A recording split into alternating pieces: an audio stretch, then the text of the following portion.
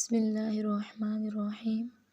السلام علیکم ورحمۃ اللہ وبرکاتہ۔ جی آج ہم نے اس آیت مبارکہ کا ترجمہ اور تفسیر پڑھنی ہے انشاءاللہ۔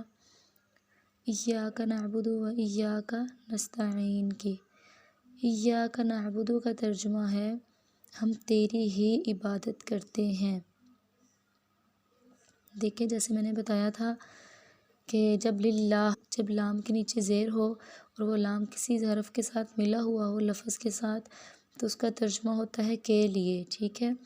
تو ایسے ہی نعبدو میں دیکھیں نون جو ہے وہ عبد کے ساتھ ملا ہوا ہے، تو اس نون کا ترجمہ ہوگا ہم۔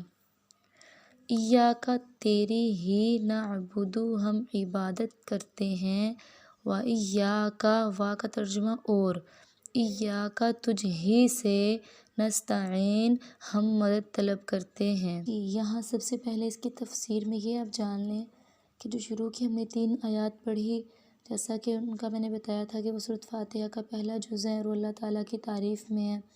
تو اس کے علاوہ انسان کی زندگی کے 3 دور ہوتے ہیں، ٹھیک ہے۔ سب سے پہلے ماضی، حال، مستقبل۔ ماضی وہ دور ہے جو گزر چکا ہو، حال وہ دور ہے جو اس وقت ہو رہا ہو، اور مستقبل وہ دور ہے جو آنے والا ہے، ٹھیک۔ تو دیکھیں الحمدللہ رب العالمین میں ماضی کا ذکر ہوا، ہمیشہ سے تمام تعریفیں اللہ کے لیے ہی رہی ہیں۔ الرحمن الرحیم میں بھی اللہ کی تعریف ہوئی، یہ بھی ماضی کا ذکر ہے اس میں بھی۔ پھر آگے ہے مالک یوم الدین، اس میں ہے قیامت کے دن کا یعنی مالک ہے، یہ مستقبل میں ہوگا۔ ماضی اور حال پیچھے گزر گیا، اب مستقبل یہ آگے آ گیا، یعنی کہ مالک یوم الدین میں کہ قیامت بعد میں آئے گی، تو جب قیامت آئے گی وہ ہمارا مستقبل ہی ہوگا۔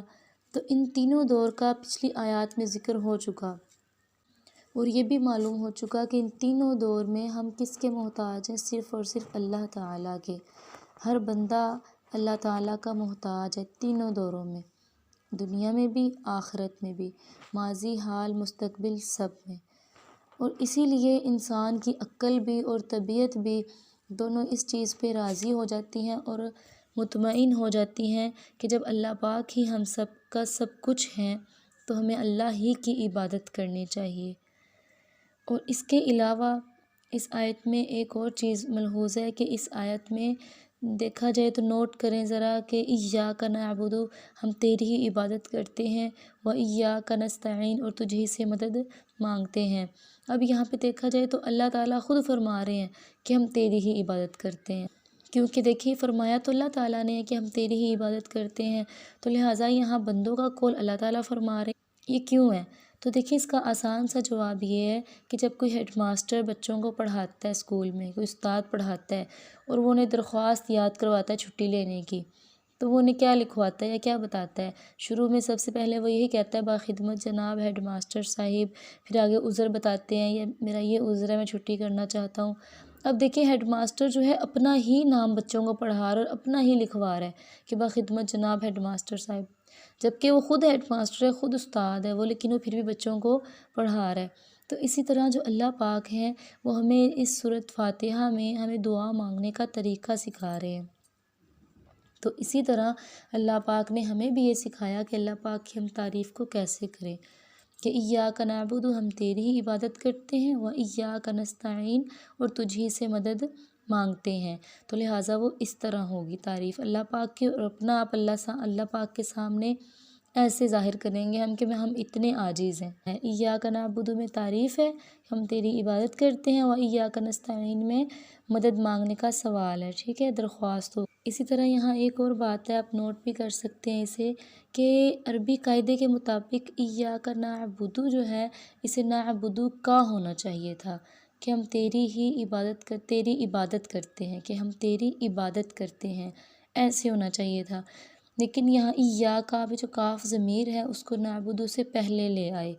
اس کی وجہ یہ ہے کہ پہلے آنے کی وجہ سے اس میں ایک خاصیت پیدا ہو گئی، وہ اس طرح کہ ہم تیری ہی لفظ آ گیا اندر، کہ صرف تیری ہی عبادت کرتے ہیں۔ اگر کاف ضمیر بعد میں آتی تو ترجمہ یہ بننا تھا کہ تیری عبادت کرتے ہیں، لیکن یہاں پہلے آ گئی تو اس کا ترجمہ یہ ہوا کہ ہم تیری ہی عبادت کرتے ہیں اور کسی کی نہیں۔ اور اس میں ایک اور بات آئی کہ زبانی عبادت بھی تیری کرتے ہیں، بدنی عبادت بھی تیری کرتے ہیں، اور مالی عبادت بھی تیری کرتے ہیں۔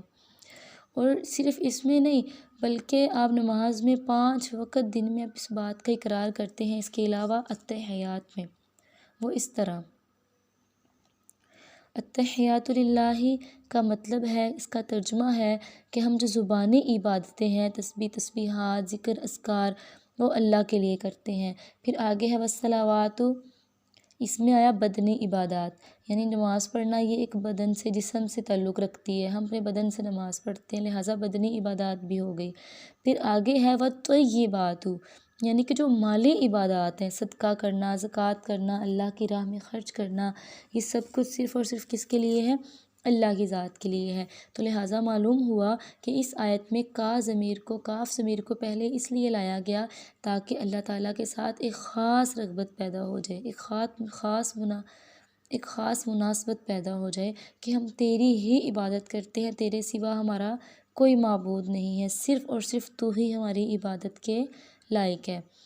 زبانی عبادت کے طور پہ بھی، بدنی عبادت کے طور پہ بھی، مالی عبادت کے طور پہ بھی۔ جی تو آج میں مختصر سا صرف اس آیت کا ترجمہ اور تفسیر اس لیے کروں گی تاکہ میں نے جو پچھلے 2 وائس کیے وہ کافی 2 سبق میرے لمبے تھے، لینتھی تھے، تو جس کی وجہ سے آپ کو کور کرنے میں کافی دشواری ہوئی، تو جس کی وجہ سے پھر کافی مسئلہ بنا۔ تو میں چاہتی ہوں کہ ابھی قلیل ہے، تھوڑا ہے، کم ہے، تو اس کو آپ اچھے طریقے سے یاد کر لیں، سمجھ لیں۔ تو پھر مجھے سب میری بہنیں مجھے وائس کر کے بتائیں گروپ میں کہ آپ نے اس کو سن لیا ہے، سمجھ لیا ہے، تو پھر انشاءاللہ میں اگلی آیات کا بھی ترجمہ کروں گی، ٹھیک ہے؟ مختصر اس لیے کر رہی ہوں تاکہ آپ کے لیے ہی آسانی ہو۔ السلام علیکم ورحمۃ اللہ وبرکاتہ۔